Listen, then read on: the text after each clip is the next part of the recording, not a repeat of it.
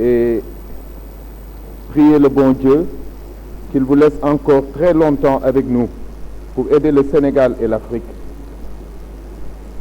Monsieur le ministre, Mesdames et Messieurs les collaborateurs du ministre, Monsieur le ministre du Travail, chers collègues, mon père me disait très souvent que l'apprentissage du code de la route était une donnée suffisante pour construire un homme dans une société. Pour vivre dans une société, nous avons besoin d'être éduqués. Moi, li olof di wax yar.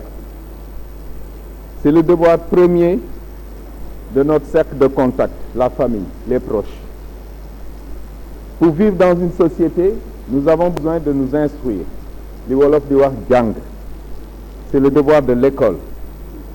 Enfin, pour vivre dans une société, nous avons besoin de nous élever.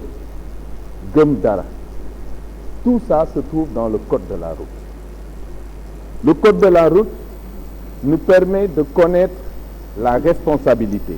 Et c'est cette responsabilité qui permet à l'être humain d'espérer et de s'élever en humanisme.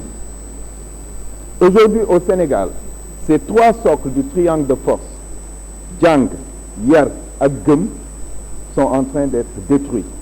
Ce qui fait que tous les jours au Sénégal, nous sommes dans l'attente de la prochaine catastrophe. Les catastrophes routières font partie du quotidien des Sénégalais. Tous les jours, des drames sont vécus sur les routes et leur origine se trouve très souvent dans les dysfonctionnements du système et surtout dans le dérèglement des modes d'organisation du secteur du transport. Monsieur le ministre, je vous le disais en commission technique, on ne peut pas, dans un pays, laisser les transporteurs gérer le transport. Dans tous les pays du monde, le transport est géré par l'État. Les catastrophes et les drames proviennent aussi du fait que les organismes de contrôle et de régulation ne jouent pas véritablement leur rôle.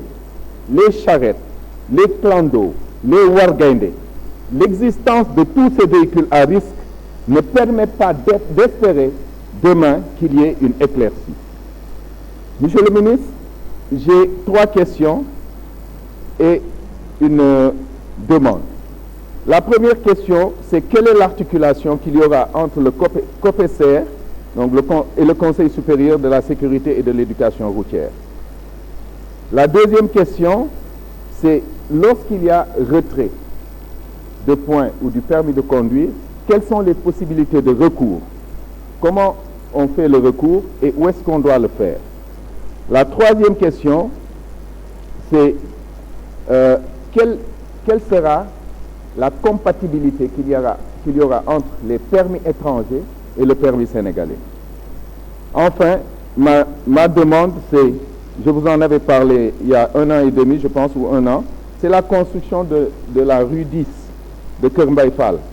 Vous m'aviez dit à l'époque que c'est le TER qui devait s'en occuper dans le cadre de la RSE. Je voudrais vous le rappeler. Merci beaucoup. Merci, Monsieur le Président. Bonjour, mes chers collègues. La parole est à notre collègue Aminata Diaw. Après notre collègue Aminata Diaw sera notre collègue Pape Songo Diouf.